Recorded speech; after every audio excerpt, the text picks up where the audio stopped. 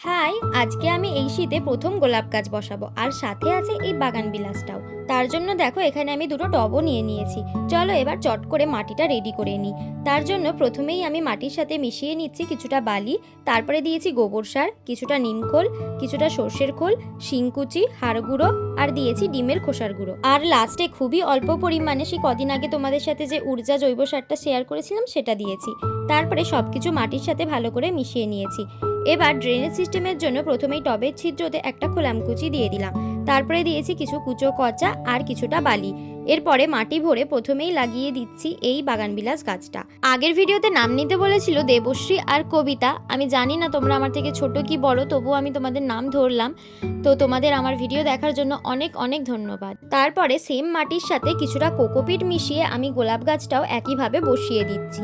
গোলাপ গাছের গোড়ার মাটিটা একটু আঠালো মতো ছিল, তাই কিছুটা মাটি ছাড়িয়ে গাছটা আমি বসিয়ে দিলাম। তারপরে গাছগুলোতে দিয়ে দিলাম হিউমিক অ্যাসিড গোলা জল। এতে গাছের রুট খুব দ্রুত বৃদ্ধি পাবে। তারপরে কিন্তু একটা গুরুত্বপূর্ণ কাজ করতেই হবে, গোলাপ গাছে যত কুড়ি ফুল আছে সব কেটে দিতে হবে।